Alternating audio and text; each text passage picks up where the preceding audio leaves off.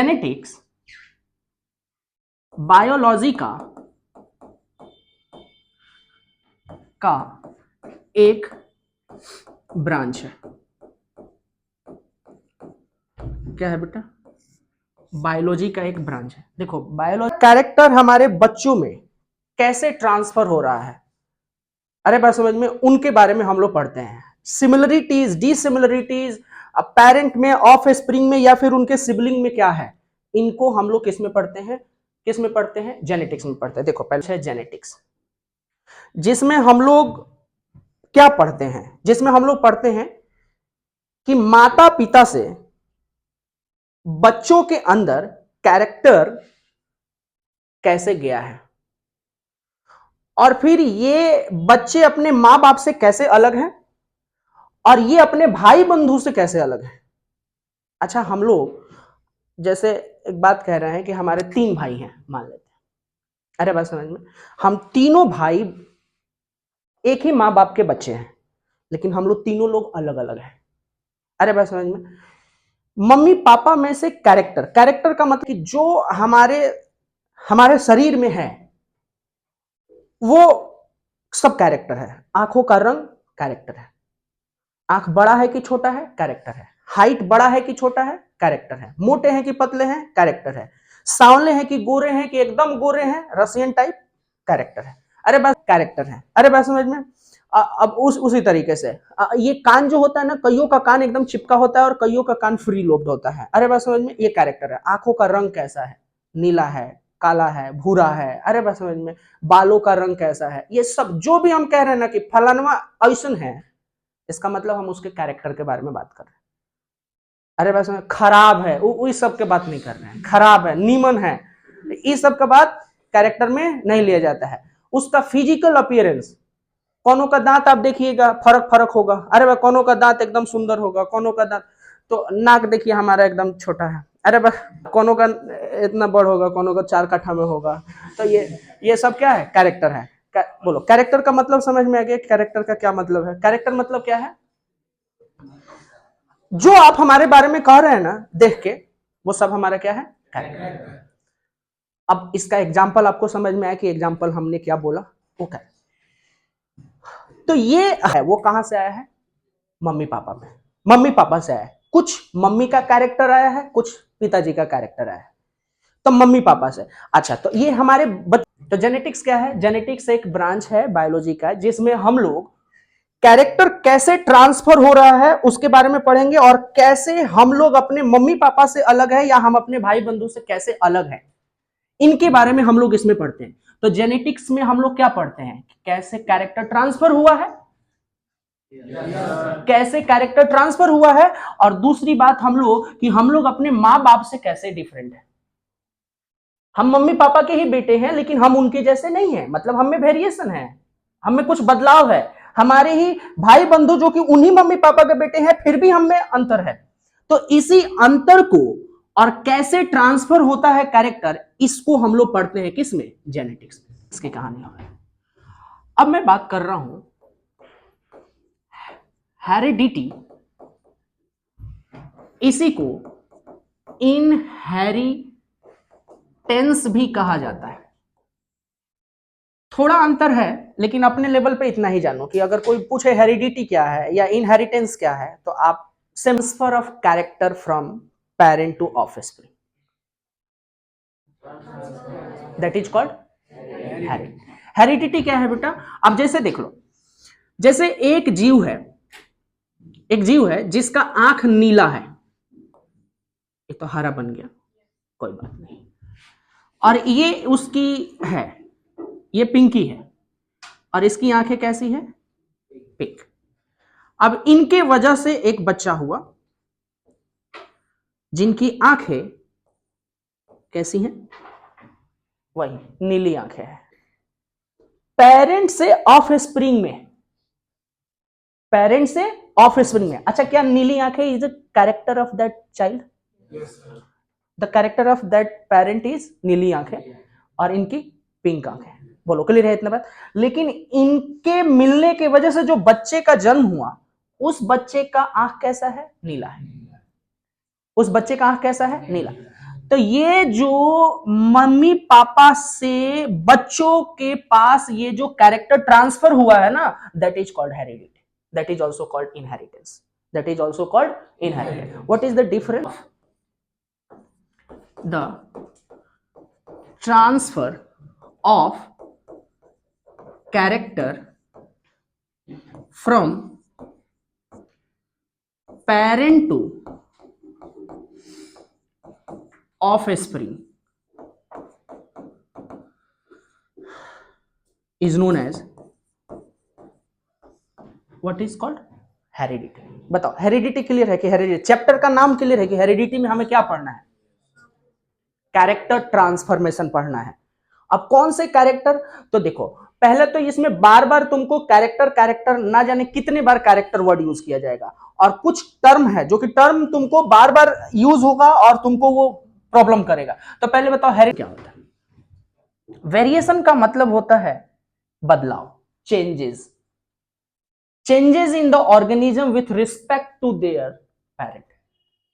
क्या कुछ कैरेक्टर हमसे गया होगा और कुछ कैरेक्टर मेरे फीमेल पार्टनर से गया होगा मेरे बच्चों में, लेकिन फिर भी ये हमारे बच्चे हम दोनों में से किसी से मिलते जुलते नहीं, एग्जैक्ट तो किसी का मैच नहीं है. तो ये जो डिफरेंस क्रिएट हुआ है उसमें जो, अच्छा एक बात बताओ, हमारा जो बच्चा है हम दोनों के माने हम पार्टनर के वो बच्चा, अरे बात समझ में, लेकिन वो बच्चा किसके जैसा है? मेरे जैसा है या मेरे वाइफ जैसा है? दोनों में से किसी जैसा एग्जैक्ट नहीं है. तो कुछ तो बदलाव हुआ, इसी को क्या बोलते हैं? वेरिएशन बोलते हैं. तो वेरिएशन क्या है बेटा? चेंज है. वेरिएशन मतलब क्या? Change, changes in the organism और इंडिविजुअल. क्या? चेंजेस इन द ऑर्गेनिज्म और individual with respect to parent, that is called variation. और मैक्सिमम वेरिएशन किसमें होता है बेटा? Maximum variation awkward during sexual reproduction.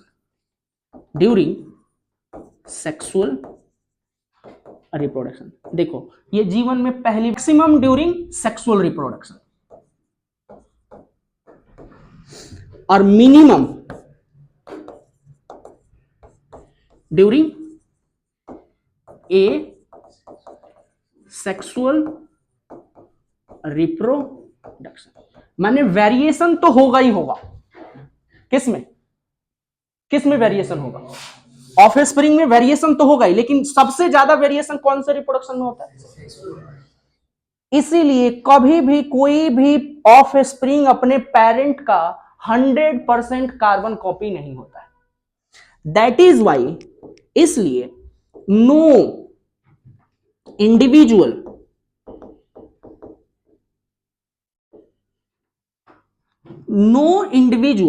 Are 100% carbon copy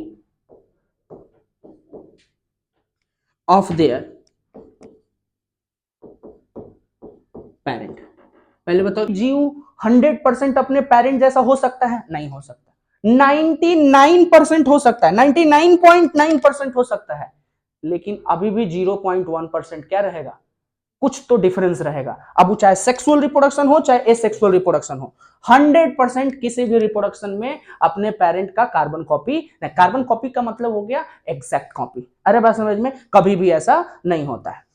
इसको लिखो फिर आगे बताते हैं. ये क्लियर है, ये क्लियर है, ये क्लियर है. ठीक है, ठीक है, समझ नहीं. ये होता है, ये है सेल. हमारा बॉडी भी सेल से बना हुआ है.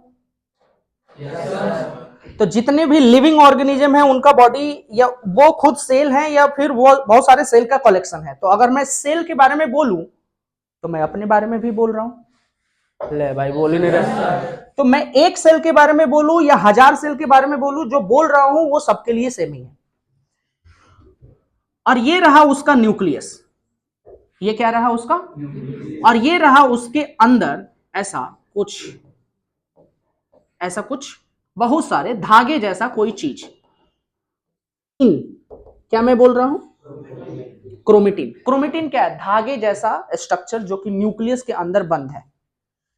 जब ये सेल डिवाइड होता है ना, माने एक सेल से दो सेल में जब ये तब्दील होता है ना, तो ये जो क्रोमेटिन है वो कंडेंस हो जाता है, सिकुड़ जाता है, और कंडेंस हो करके एक स्ट्रक्चर बनाता है जिसको मैं बोलता हूं क्रोमोसोम। क्या बोलता हूं? क्रोमोसोम। बताओ पहले क्रोमोसोम का मतलब समझ में आया कि क्रोमोसोम का क्या मतलब है? क्रोमेटिन क्या है? धागे जैसा structure which is present in the nucleus during the cell division, that chromatin condense and form the structure called chromosome। बना होता है, एक होता है डीएनए और एक होता है प्रोटीन। प्रोटीन का नाम है हिस्टोन। क्या है? हिस्टोन। और डीएनए का फुल फॉर्म आपको पता होना चाहिए। ठीक है, ठीक है, ठीक है। अरे बोल भाई, what is the full form of DNA? Deoxyribo nucleic acid, जो कि देखने में कुछ ऐसा होता है, बड़ी प्यारा सा ऐसा स्ट्रक्चर होता है। ये डीएनए का स्ट्रक्चर है, देखने में कुछ ऐसा ही होता है। और क्रोमोसोम का स्ट्रक्चर कुछ ऐसा होता है, ऐसा होता है।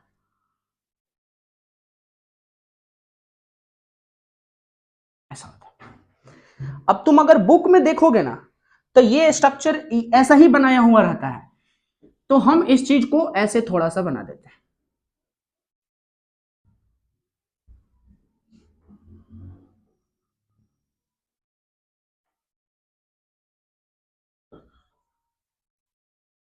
बुक में कुछ ऐसा बनाया हुआ मिलेगा तुमको, क्रोमोसोम का स्ट्रक्चर कुछ इस तरीके से बनाया हुआ मिलेगा। लेकिन होता कैसा है? ऐसा शुरू शुरू में ऐसा होता है, और फिर जब सेल डिवाइड होता है तो ये पिंक वाला बनता है। इन दोनों में कोई एक होगा, और जब सेल डिवीजन होगा ना, क्रोमोसोम डीएनए और प्रोटीन से बना होता है। तो डीएनए कुछ ऐसा है, डीएनए समझ लो कि एकदम बड़ा धागा है, और हमारे सेल के डीएनए जानते हो 2.2 मीटर इतना लॉन्ग है। 2.2 मीटर इतना, समझ लो एक मीटर इतना, मैंने 1 मीटर इतना। अब इसका दुगुना कर लो तो इतना हो गया पूरा। अरे बस समझ में। और थोड़ा सा और ज्यादा, 2.2 मीटर इतना लॉन्ग डीएनए हमारे न्यूक्लियस, जो कि न्यूक्लियस ऐसे नेकेड आई से दिखता भी नहीं है हमारे सेल का, उसके अंदर फिटेड है। तो उसको फिट करने के लिए ये वाला जो प्रोटीन है ना, वो उसको बांधता है। जैसे देखो, ये हो गया हमारा प्रोटीन, कौन सा? Histone protein. ये हो गया कौन सा? Histone protein. ये हो गया कौन सा? Histone protein. ऐसे ऐसे बहुत सारे हिस्टोन प्रोटीन है, और इसी के ऊपर ये हमारा डीएनए जो है वो ऐसे लिपटा हुआ रहता है, ऐसा। अरे बात समझ में? नहीं समझा? फिर ये और कंडेंस होता है, और कंडेंस होता है, और पूरा कंडेंस होकर के इस तरीके का स्ट्रक्चर बनाता है हमारा, ऐसा होता है। और क्रोमोसोम हमारा ये वाला पार्ट है। और ये क्रोमोसोम ना बेटा दो तरीके का होता है। कितने तरीके का होता है? दो तरीके का। ध्यान, एक होता है ऑटोजोम और एक होता है सेक्स क्रोमोसोम। समझो, क्रोमोसोम ये उस क्रोमोसोम को कहते हैं जो हमारे शरीर के हर एक बॉडी पार्ट को बनाएगा, दैट इज कॉल्ड ऑटोजोम। आंख, नाक, कान, मुंह, हाथ, पैर, दिल, अरे बात समझ में, लीवर, किडनी, सब कौन बनाएगा? ऑटोजोम बनाएगा। और सेक्स क्रोमोसोम बनाएगा सेक्सुअल पार्ट। अरे बात समझ में, सेक्स क्या बोलते हैं, रिप्रोडक्टिव पार्ट बनाएगा उसको। बोलो, क्लियर है इतना बात?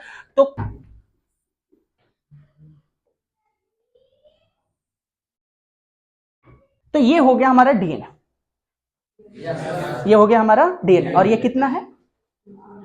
2.2 मीटर इतना लॉन्ग है। अब ध्यान से सुनना, अब इसके बीच में ना ये हरा हरा वाला, ये ऐसे इसको सीधा कर देते हैं, दोनों को अलग कर देते हैं, दोनों स्टैंड को अलग करते हैं। ये वाला स्टैंड अलग हो गया, ये वाला, दो स्टैंड है ना, दोनों को अलग कर दिए हम, दोनों को अलग कर दिए। तो और इसको हम पोलरिटी प्रोवाइड करते हैं। देखो, ये इसको पोलरिटी प्रोवाइड करते हैं, जैसे 5 प्राइम 3 प्राइम, ये होता है 3 प्राइम और 5 प्राइम। सर कुछ समझ नहीं आया, मत समझो, अभी घबराओ मत, जो मैं कहूंगा वो समझना। इसको बोलते हैं हम लोग, ये दोनों जो दिख रहा है ना, ये दोनों धागा दिख रहा है ना, इसको बोलते हैं हम बैकबोन ऑफ डीएनए। डीएनए ये बना होता है किस चीज से? ये बना होता है शुगर, और किससे बना होता है? फास्फेट। कौन सा sugar? D oxy ribose sugar है। शुगर का नाम है डी ऑक्सी, इसीलिए तो उसका नाम है डी ऑक्सी। डीएनए का फुल फॉर्म क्या होता है? D oxy ribo nucleic acid, क्योंकि इसका नेचर एसिडिक है, इसलिए एसिड। डी ऑक्सी क्यों? क्योंकि उसमें जो शुगर लगा हुआ है वो कौन सा शुगर है? डी ऑक्सी राइबोज शुगर है, और इसमें फास्फेट है, और फास्फेट जो है फास्फोरिक एसिड का पार्ट होता है, इसीलिए इसका नेचर कैसा होता है? एसिडिक होता है। और न्यूक्लिक क्यों? क्योंकि न्यूक्लियस में पाया जाता है। तो D oxy ribo nucleic acid का मतलब समझ में आया? अब देखो, ये तो हो गया बैकबोन, ये धागे वाला। अब ये जो है ना, ऐसे ऐसे आप देखेंगे, ऐसे ऐसे, ये जो आप देख रहे हैं ना, ये होता है N2 बेस। क्या होता है बेटा? N2 base. N2 बेस मतलब नाइट्रोजनस बेस। कौन सा बेस बेटा? Nitrogenous base. वैसे हम बहुत ज्यादा डिटेल में इसके नहीं जा रहे हैं। नाइट्रोजनस बेस भी प्यूरिन, पिरामिडिन होता है, अरे बस एडेनिन, ग्वानिन, साइटोसाइन, ये सब तुमको नहीं पढ़ना है इसको।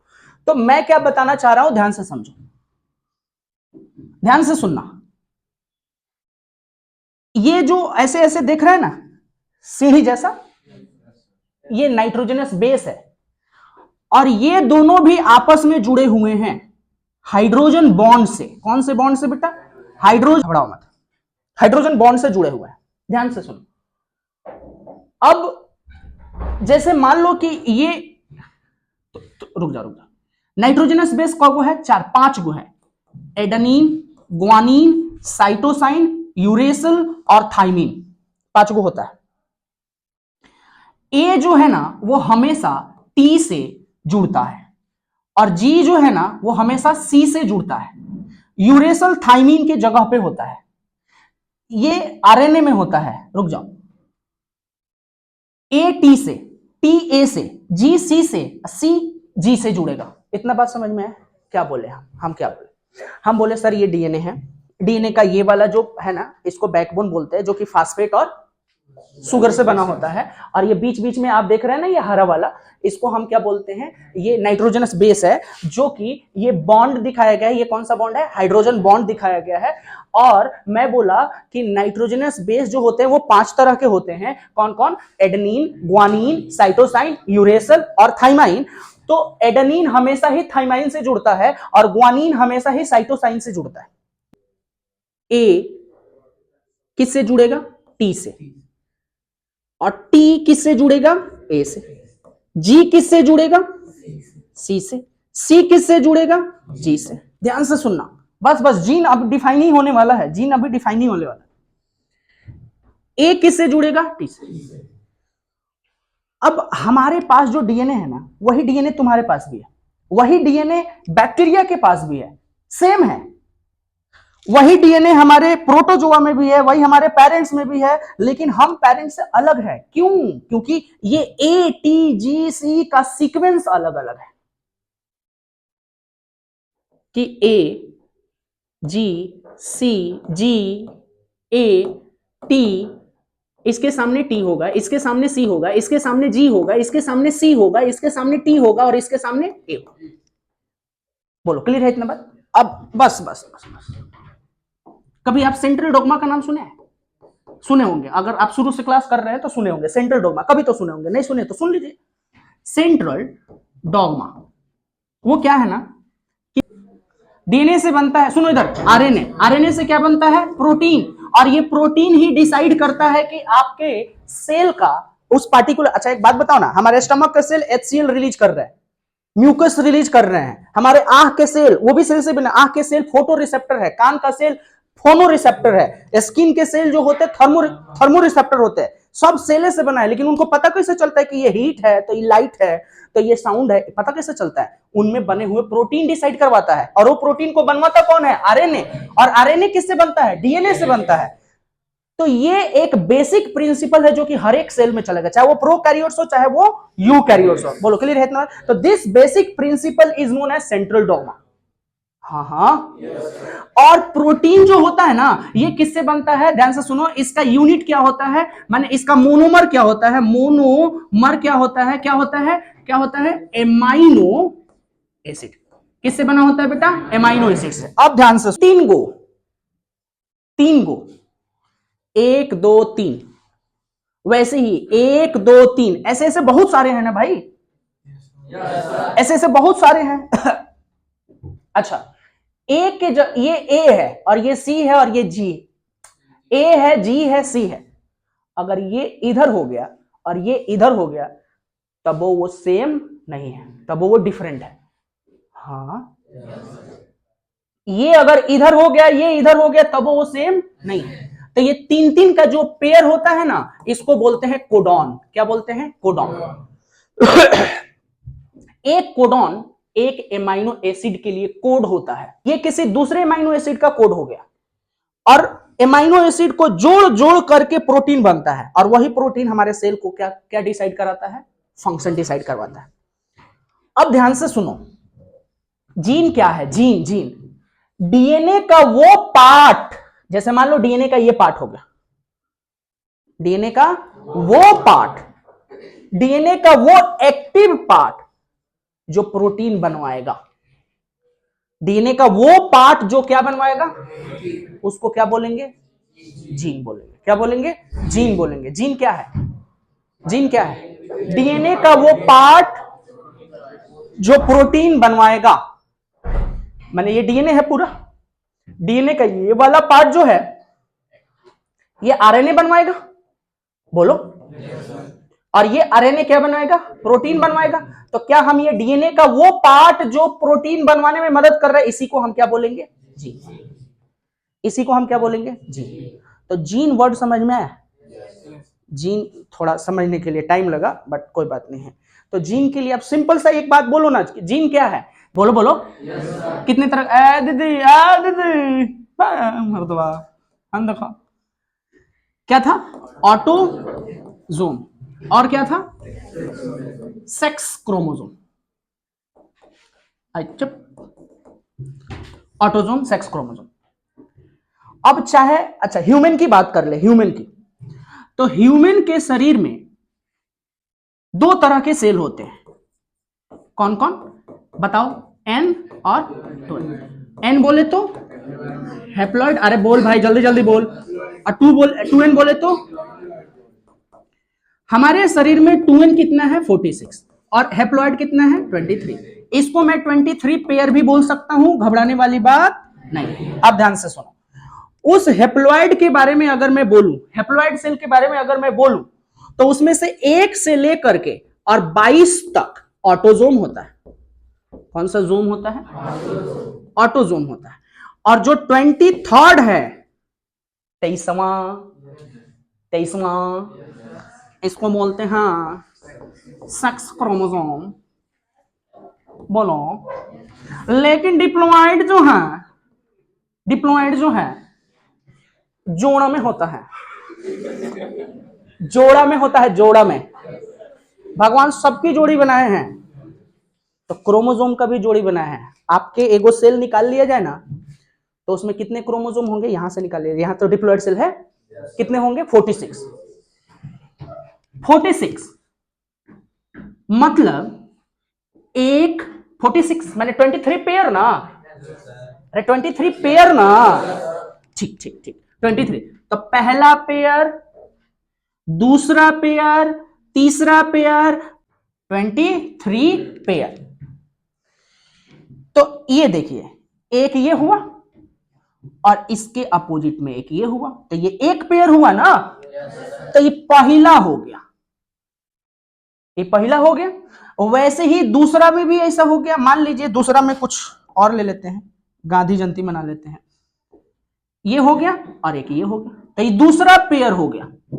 वैसे ही 23rd पेयर लड़कियों में ना एक्स एक्स होता है और लड़कों में क्या होता है? एक्स और वाई। ध्यान से सुनो बस। तो ये एगो पेयरवा जोन होता है ना वो मम्मी से आता है, और दूसरा का पेयरवा जोन होता है ना वो पापा से आता है। एक पेयर कहां से, एक पेयर मतलब क्या ना 23, पहला दूसरा तीसरा चौथा 23, और दूसरा कहां से मिलेगा, मम्मी से। आई फिर मिलेंगे तो पहला पहला का जोड़ी लगेगा, दूसरा दूसरा का जोड़ी लगेगा, पहला दूसरा का जोड़ी कभी भी नहीं लगेगा। पहला पहला का जोड़ी लगेगा, दूसरा दूसरा का जोड़ी लगेगा, तीसरा तीसरा का जोड़ी लगेगा। आइए इधर उधर नहीं हो सकता है, इधर उधर हुआ तो फिर आप नहीं बन रहे होते, तो फिर आपके जगह पे कोई और ही होता, माने कोई और, माने आप नहीं होते, ह्यूमन नहीं होते, कोई और ही जानवर उनवर बन गए होते। माने कितना सिस्टमेटिक है कि पहला से पहला ही पेयर करेगा। और पेयर कब होता है, ड्यूरिंग फर्टिलाइजेशन। तो जब फर्टिलाइजेशन होता है ना, तो फर्टिलाइजेशन में क्या होता है, माने पेरेंट का न्यूक्लियस फ्यूज करता है, स्पर्म और एग फ्यूज करने का मतलब क्या है, उसके न्यूक्लियस के अंदर जो क्रोमोसोम है ना वो पेयर अप होना, that is called fertilization. Pair लग गया, पेयर लग गया, पहला का पेयर लग गया, दूसरा का दूसरा का, तीसरा का तीसरा का, चौथा का चौथा का, तो 23 मम्मी वाला और 23 पापा वाला सब पेयर हो गए।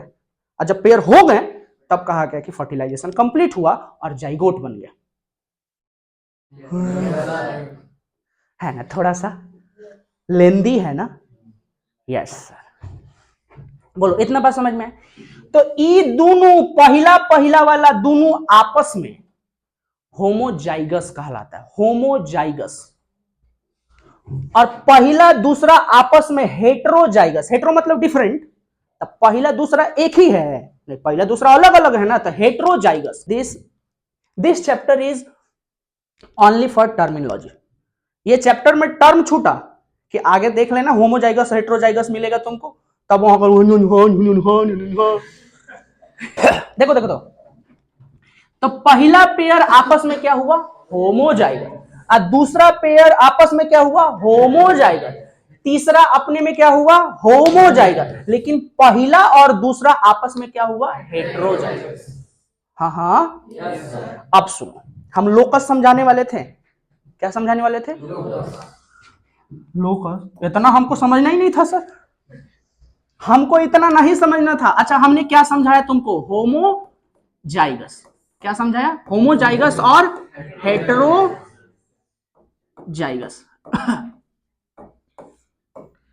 क्या क्या होमोजाइगस हेटेरोजाइगस, क्या, क्रोमोसोम, क्रोमोसोम। अब सुनो, अब जैसे मान लो ये है और इसका फीमेल से आया हुआ पोर्शन ये है, ठीक है। ध्यान से सुनना, अगर मान लीजिए कोई कैरेक्टर को डिसाइड करने वाला जीन यहां पे है, तो इसका ये होमोजाइगस है ना, तो इसमें भी वो जीन यहीं पे होगा, कहीं और नहीं होगा। आप समझ पाए क्या बोले हम, तो जीन का लोकेशन फिक्स होता है कहां, क्रोमोसोम पे। सेल में आपके कोई प्रॉब्लम आ गया, जेनेटिक प्रॉब्लम आ गया, तो ये सारा डाटा अवेलेबल है, सीधे आपको वो वाला जीन निकाल करके हटा दिया जाएगा और वहां वाला अच्छा वाला जीन वहां जोड़ दिया जाएगा, तो आपका वो प्रॉब्लम सॉल्व हो जाएगा। अभी तो शुरुआत है, अभी तो कुछ नहीं जानते हो तुम इसके बारे में, तो अभी फिलहाल इतना समझो। इसी को क्या बोलते हैं, locus. Locus is stand for location and और ये, अब जैसे मान लो ये जीन है, ये जीन है, यहां पे है वो जीन ये पापा वाला क्रोमोसोम है, ये मम्मी वाला क्रोमोसोम है, तो पापा वाला जैसा आंख वाला जीन यहां है मान लेते हैं, तो मम्मी से जो क्रोमोसोम आएगा उसमें भी आंख वाला यहीं पे होगा, कहीं दूसरे जगह नहीं होगा। तो अगर कोई प्रॉब्लम होगा तो आप यहां जाके नहीं ढूंढेंगे, वो वहीं पे जाके ढूंढेंगे उसके पास। अरे बात समझ में, that is called the locus of, locus is the location of gene in the chromosome. हाँ हाँ, तो लोकस क्या है, location of gene, location of gene on chromosome, chromosome, locus is fixed. ये फिक्स होता है, हर जीन का लोकस क्या होता है, फिक्स होता है। हर आंख वाला यहां है, मान लीजिए कान के शेप वाला, मान लीजिए बाल की बात कर, एक बात, घुंघरैले बाल वाला ये पहला पेयर हो गया और ये दूसरा पेयर हो गया, मान लीजिए दूसरा पेयर हो गया। घुंघरैले बाल वाला अगर यहां पे है, माने यहां पे है बाल वाला, ये बाल वाला जीन यहां पे है, तो मम्मी वाला, मम्मी से जो जीन आया होगा उसके पास भी बाल वाला यहीं पे होगा, यहां पे नहीं होगा। तो जीन का लोकेशन क्या है, फिक्स है। कहां पे, कहां पे, क्रोमोसोम पे। तो जीन समझ में है, जीन क्या है। अच्छा ये किससे बना हुआ है, डीएनए से तो बना है, तो डीएनए का ये वाला जगह फिक्स है, माने जिसको जीन कह रहे हैं यही ट्रांसलेशन माने प्रोटीन सिंथेसिस में पार्टिसिपेट करेगा। अच्छा एक बात बताओ, जो लोग आज नहीं आए हैं उनको क्या लगता है कि कल ये सारा चीज समझ में आ जाएगा। अब उन लोगों को मजाक लग रहा था कि कोडॉन किसको कहते हैं, तीन तीन के जोड़े को कोडॉन कहते हैं। Codon code for specific amino acid. बात लिखेंगे हम लोग इधर, सुनो, F1 F2 generation, very easy. F1 generation means what, first generation of the parent, that is called F1 generation. F1 F का मतलब यहां पे फिलियल है, फिलियल मतलब क्या होता है, ऑफस्प्रिंग। फिलियल मतलब बच्चे को बोलते हैं। तो F1 जनरेशन यानी फिलियल 1 जनरेशन। फिलियल 1 का मतलब क्या है कि पहला जनरेशन। किसी भी ऑर्गेनिज्म का फर्स्ट जनरेशन को F1 जनरेशन कहते हैं, और उसी ऑर्गेनिज्म का सेकंड जनरेशन को हम क्या बोलते हैं, F2 जनरेशन। तो F1 जनरेशन, जैसे हम माने हमारे बच्चे, हमारा F1 जनरेशन हुआ, हमारे बच्चे हमारा क्या हुआ, F1 जनरेशन, और हमारे बच्चे के बच्चे क्या हुए, मेरे लिए F2 जनरेशन, हमारे लिए क्या हुए, F2 जनरेशन। पे बात हुआ था क्या, लोकस पे बात हुआ था क्या, ऑटोसोम और सेक्स क्रोमोसोम पे बात हुआ था क्या। अब डीएनए का दो पोर्शन देखो, ध्यान से समझो। एक जो काम कर रहा है वो तो जीन है, एक जो काम नहीं कर रहा है वो हमारा जंक डीएनए है। कौन सा डीएनए है, देखो हमारा डीएनए 202 मीटर इतना लॉन्ग है, लेकिन वो पूरे डीएनए कभी भी काम नहीं करता है। क्या बोले हम, वो पूरा डीएनए जो है वो कभी भी काम नहीं करता है। हर सेल में अलग अलग कोडॉन ऑन है, और वो कोडॉन को पढ़ पढ़ करके क्या बनाया जाता है, प्रोटीन बनाया जाता है। उस कोडॉन को पढ़ पढ़ करके क्या बनाया जाता है, प्रोटीन बनाया जाता है, और वही प्रोटीन हमारे उस सेल के लिए रिस्पॉन्सिबल होता है, काम करने के लिए रिस्पॉन्सिबल होता है। तो एक तो हो गया हमारे पास जीन, और दूसरा हो गया क्या, जंक डीएनए। जंक डीएनए क्या है, डीएनए का वो पोर्शन जो काम नहीं कर रहा। हो सकता है हमारे पूर्वज में कभी, क्या लिख रहे हो सकता है पूर्वज में हमारा कभी काम किया हो वो, या फिर हो सकता है आने वाले जनरेशन में काम करे। Junk DNA is the reserve DNA, ये काम नहीं कर रहा है। स्किन के सेल में, स्किन के सेल में जो जीन होगा वो अलग जीन होगा, अब बाकी जो बच गए होंगे वो क्या होंगे, जंक डीएनए होंगे। अरे भाई समझ में, वही हमारे आंख के सेल में अलग जीन एक्टिवेटेड होगा, और बाकी जो बच गया पोर्शन वो क्या होगा, जंक डीएनए हो गया। बोलो क्लियर है इतना बात, अच्छा ठीक है। अच्छा क्रॉसिंग का मतलब समझो, क्रॉसिंग या हाइब्रिडाइजेशन। क्रॉसिंग या हाइब्रिडाइजेशन, क्रॉसिंग का मतलब होता है हाइब्रिडाइज करना। अब ये हाइब्रिडाइज का मतलब क्या होता है, मैंने किसी पेरेंट को रिप्रोड्यूस कराना, सिंपल सा, सिंपल एंड सटिक। अगर जब भी मैं क्रॉसिंग कहूं या हाइब्रिडाइजेशन कहूं, आप एक बात समझ लीजिएगा कि क्रॉसिंग या हाइब्रिडाइजेशन का मतलब होता है क्या कराना, उनको रिप्रोड्यूस कराना। क्या कराना, रिप्रोड्यूस कराना। जैसे मान लो एक बात कह रहे हैं कि कुत्ते के अलग अलग वेराइटी होते हैं, देखे होंगे, जैसे जर्मन शेफर्ड हो गया, बुलडॉग हो गया, अरे बस समझ में, ऐसे बहुत सारे नस्ल हो गए। किसी एक नस्ल को किसी दूसरे नस्ल से रिप्रोड्यूस कराना, दैट इज कॉल्ड क्रॉस कराना, रिप्रोड्यूस कराना, हाइब्रिडाइज कराना, ये सब क्या है, रिप्रोड्यूस कराने का ही दूसरा नाम है। बताइए पहले क्रॉसिंग और हाइब्रिडाइजेशन समझ में आया, हाइब्रिडाइजेशन समझ आया, अब समझो F1 F2 जनरेशन समझ में आ गया। जहां कहीं भी अगर हम क्रॉसिंग बोलेंगे आप समझ जाइए कि क्रॉसिंग का मतलब क्या कह रहा है, बोलो बोलो। अच्छा, हाइब्रिडाइज करना के मतलब समझ लेंगे क्या कह रहा है, हाँ क्रॉस कराना। अच्छा, उसके बाद हम क्या बोल रहे हैं बेटा, F1 F2 जनरेशन, ये ठीक है। आइए यहां देखें, हमने जीन के बारे में बात किया, डोमिनेंट और रिसेसिव जीन। डोमिनेंट जीन के बारे में दो बात समझो। पहली बात यह है कि डोमिनेंट जीन, अच्छा जीन हमेशा पेयर में काम करते हैं। किसमें काम करते हैं, gene always work in pair. और जीन को हेरिडिटिकल यूनिट कहा जाता है। जीन को पहली बार फैक्टर के नाम से जाना गया था और मेंडल ने इसके बारे में बताया था। क्या क्या हम जीन के बारे में दो चार लाइन बोले हैं। Word is introduce by Mendel. कौन इंट्रोड्यूस किया था, gene always work in, what is the hereditical unit, gene.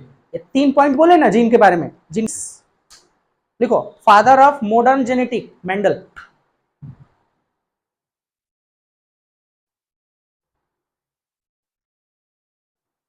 Father of modern genetic Mendel.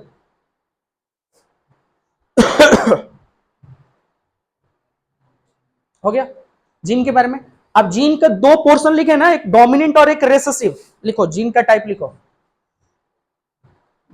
Dominant. अच्छा एक और लाइन लिखना था ना, gene always work in pair. लिखो इस बात को, gene always work in pair. लिखो बाबू लिखो। कौन छोड़ के चली गई जी, gene always work in pair. Gene हमेशा पेयर में काम करता है, ठीक है। डोमिनेंट और रिसेसिव के बारे में लिखिए। देखिए थोड़ा समझने वाला बात है, पहले जो जो जानना जरूरी है वो लिखो। डोमिनेंट जीन जो है ना, सुनो इधर, डोमिनेंट जीन जो है ना वो हमेशा कैपिटल लेटर से रिप्रेजेंट करते हैं।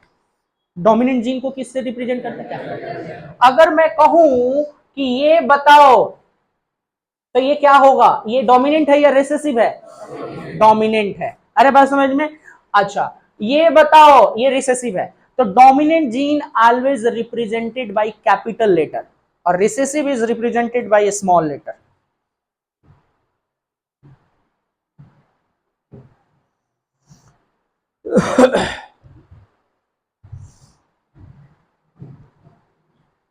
Dominant gene represented by capital letter.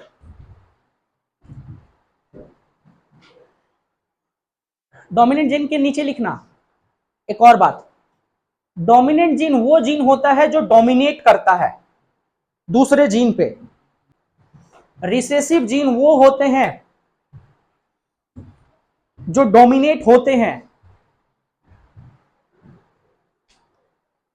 Recessive gene वो होते हैं जो डोमिनेट होते हैं।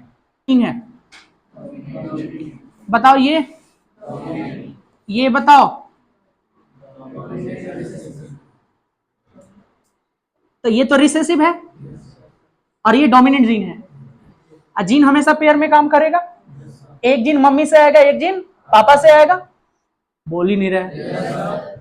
तो इसमें से एक जीन मम्मी से आएगा एक जीन पापा से आएगा। अब ये जो बड़का है ना वो छोटका को दबा के रखेगा, चुप एकदम चुप, ऐसा वाला। छोटका जो होगा ना, ठीक है अब जो बोलिए वो कर देंगे, हम नहीं कुछ बोलेंगे, ठीक है। तो ये दब गया, ये डोमिनेट हो गया। और ये कौन डोमिनेट किया, जो डोमिनेट किया वो डोमिनेंट जीन है, और जो डोमिनेट हुआ तो इस, ये जीन है ना बेटा, देखो ना ये जीन है ना। और जीन क्या होता है, डीएनए होता है ना। जीन क्या बनाएगा, आरएनए ना। आरएनए क्या बनाएगा, प्रोटीन ना। बोल ही नहीं रहे हो। इसका मतलब जो डोमिनेंट जीन होगा, जो डोमिनेंट जीन होगा वो प्रोटीन बनाएगा। और रिसेसिव, अच्छा बताओ अगर इन दोनों का पेयर लग गया तब वो ये अपना कौन प्रोटीन बनाएगा, यही बनाएगा, क्योंकि ये डोमिनेट कर दिया है। तो यही कहेगा कि हम जो खाएंगे वही होगा। ऐसे हाइसन प्रोटीन बनाओ एकदम तुम, इसका बात सुनना मत। धीरे धीरे फुसफुसा रहा होगा, इसका कोनो बात सुनने वाला नहीं है। हाई एकदम चिल्ला चिल्ला कहेगा तो सेल वही काम करेगा। अरे बात समझ में। लेकिन अगर मान लीजिए ये नहीं है, कौन नहीं है, बड़का हिले नहीं है, दोनों छोटका है, तभी अपना प्रोटीन बनवाएंगे, तनी मनी बनवाएंगे। अरे बात समझ में, तो जितना बनवाएंगे उसी हिसाब से उनका कैरेक्टर होगा। बोलो पहले ये बड़का छोटका का बात समझ में आके। अब बताओ अगर मैं बोलूं ऐसे, बोलो बोलो, डोमिनेंट रिसेसिव है, ये बताओ, डोमिनेंट डोमिनेंट, बताओ ये क्या है, डोमिनेंट, ये क्या है, अरे बताओ ना, ये तो अब तो समझ में आ गया कि डोमिनेंट और रिसेसिव क्या है, इसमें कोई समझने वाली बात थी नहीं थी। कहां गया, तो डोमिनेंट रिसेसिव। अच्छा ठीक है, एल तुमको समझ में हो सकता है थोड़ा, लेकिन देख लो पहले कैरेक्टर समझो। कैरेक्टर समझ में आया था ना, कैरेक्टर हमने बताया था ना, कैरेक्टर क्या होता है, कैरेक्टर क्या होता है, कलर, हाइट, अरे बात समझ में, शेप, ये सब क्या है, क्या है, कैरेक्टर है। ट्रेट समझो, ट्रेट क्या है, ट्रेट कैरेक्टर का वेरिएंट है। कलर इज ए कैरेक्टर, लेकिन हरियर होगा कि पियर होगा कि लाल होगा कि गुलाबी होगा कि कैसन होगा, दैट इज कॉल्ड वेरिएंट। तो इसको ट्रेट बोलते हैं। बोलो ऐसे देख रहा बोलो, तो कैरेक्टर समझ में आया, कैरेक्टर क्या है, ट्रेट समझ में आया, लेकिन इन दोनों को एक ही साथ वर्ड यूज करना, अगर कहीं ट्रेट लिखा हुआ मिल जाए तो तुम कैरेक्टर ही समझना। अच्छा, height, height is the character, the variant of height is known as trait.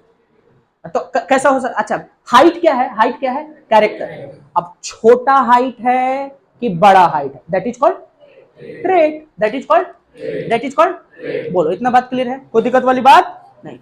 तो क्या ये बात आपको समझ में आया कि कैरेक्टर और ट्रेट क्या है, लेकिन इट इज यूज समल्टेनियसली, इसके बदले में वो, उसके बदले में ये, एक साथ भी यूज हो जाए कोई दिक्कत नहीं है, आपके बुक में इतना सारा डिफरेंस भी नहीं देगा। तो बताओ पहले इन दोनों का कहानी क्लियर है। अब ध्यान से सुनो, अब एलिल समझो, जीन तो आप समझ गए, जीन का वेरिएंट जो होता है ना वो एलिल कहलाता है। तो आप इतना ही समझो कि allele, what is allele, allele is the variant of gene, allele is the variant of gene. अब समझो, देखो लिखो इसको, क्या लिखोगे, किसके बारे में लिखोगे, एलिल के बारे में लिखो, allele is the variant of gene.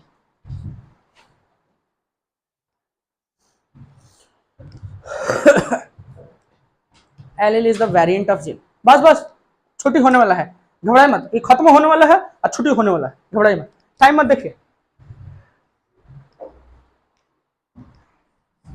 हाँ तो घड़ी ले आए तो टाइम नहीं देखेंगे,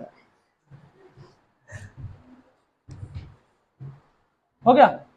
कैरेक्टर, कैरेक्टर, ट्रेट लिखो, ट्रेट क्या होता है। अच्छा अब समझ में आएगा, कैरेक्टर बोला जाएगा तो समझ में आएगा कि क्या है, और ये चैप्टर में समझने वाला ही तो चीज है, जब तक आप ये नहीं समझिएगा तब तक चैप्टर।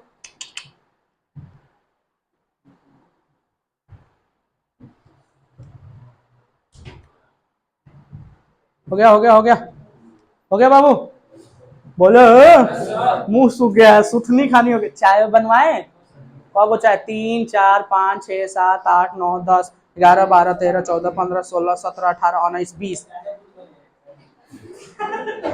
पैसा मिलाओ खरीद के आएगा, चलो पैसा मिलाओ पैसा, और गैस हमारा रहेगा।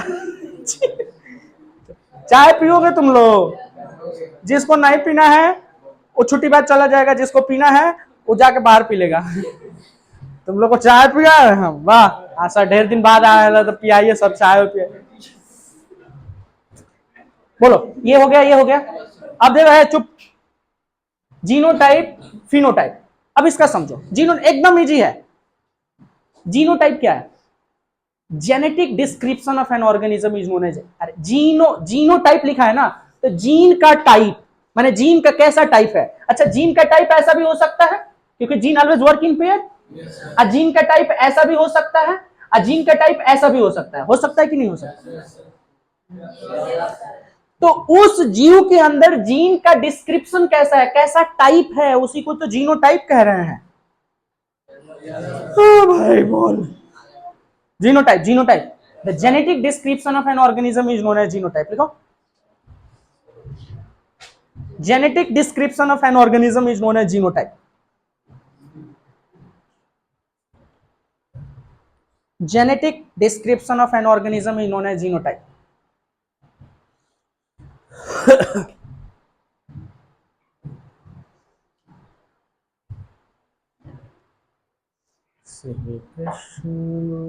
हो गया। फिनोटाइप लिखो, phenotype. Physical description of an organism is known as, physical description of an organism is known as phenotype. क्या? Physical description of an organism is known as phenotype. हो गया है, हो गया है। समझा दे कि छोड़ दे? तो दो बोल तो समझा लेने तो दो। भाई साहब पुला पुला के 2 घंटा पड़ा। यही सोच रहे हो ना तुम लोग? भाई साहब कल 3 गो मैसेज आया, सर कब से क्लास है, सर कब से क्लास है। सुबह में नहीं आया तो 10 गो कॉल आया, सर कब से क्लास है सर। एक तो भंगवाइले बोल रहा है, सर 8 बजे से है कहा। अभी 2 घंटा में बहना फेर रहा है ना अनुराग? सही बोल रहा है ना? हाय हाय महंगा बा फोनवा। चल हो गया बाबू, समझा दे इसको। बस 2 ही लाइन तो है, समझा देते हैं। 2 ही लाइन करते करते 11 पेज पढ़ा है। चलो इनको हटा देते हैं बाबू। जीनो टाइप और फिनो टाइप। जीन के टाइप को genotype, genetic description of an organism, और फिजिकल अपीयरेंस या फिजिकल तो हमारे जो कैरेक्टर है, फिजिकल अपीयरेंस है, उसको फिनोटाइप कहेंगे। लेकिन this is decided by gene. तो जीन का जैसा डिस्क्रिप्शन होगा वैसे ही आपके अंदर प्रोटीन बनेगा और उसी तरीके से आपका शरीर वर्क करेगा। अब जैसे मान लीजिए हाइट है, हाइट तो ढेर लंबा होगा, तो मान लीजिए ढेर लंबा है मतलब डोमिनेंट है। क्या है? डोमिनेंट हाइट है। तो उसके लिए एच कह रहा है, एच और एच, एच और एच और एच। तो हम कहेंगे कि अगर कोनो बढ़न लामा है एकदम, इसका मतलब यह है कि उसके अंदर जो जीन है ना वो क्या है? दोनों ही डोमिनेंट है। तो चिल्ला रहा हमार बनाओ हमार बनाओ हमार, दोनों ढेरे बना रहे हैं, इसलिए ढेर लंबा हो गया। समझ तो रहे हो? तुम लोग कनखी से इसको क्या देख रहा है?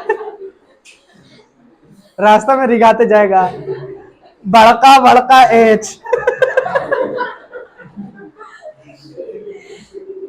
अच्छा ऐसा होगा तो क्या होगा? ये तो डोमिनेंट जीन है ना। अच्छा इसमें दोनों डोमिनेंट है और इसमें क्या है बेटा? एगो डोमिनेंट है एगो, तो हर इसको तो दबा के रखेगा। चुप चुप, तब लम्हा होगा सब। लेकिन अगर एच एच है, दोनों फुसफुसाएगा सब।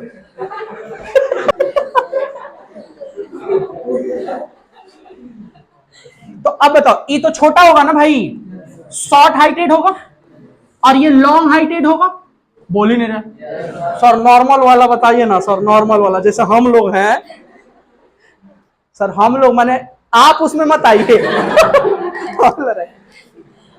अच्छा बताओ, तो अगर छोटहन कोनो है, इसका मतलब उस तो फिनो, तो देख तो आप छोटहन रहे हैं, तो उसके अंदर जेनेटिक डिस्क्रिप्शन कैसा होगा? छोटा एच छोटा एच। अगर मान लीजिए हम, अच्छा हम फिजिकल अपीयरेंस दे दे और जेनेटिक पूछ दे कि इसका जेनेटिक डिस्क्रिप्शन कैसा होगा, तो आप बता दीजिएगा। बता दे, घबराओ मत, बता दोगे, गुस्सा नहीं, बता सकते हो तुम। कहा नहीं बताएंगे हम। अच्छा तो जीनोटाइप समझ में आ गया? जीनोटाइप, तो आप जीनोटाइप से फिजिकल अपीयरेंस डिसाइड कर लेंगे और फिजिकल अपीयरेंस से जीनोटाइप डिसाइड कर लेंगे। यही ना बात हम बोले हैं, और क्या बोले हैं? बोल भाई, कोई दिक्कत होगा?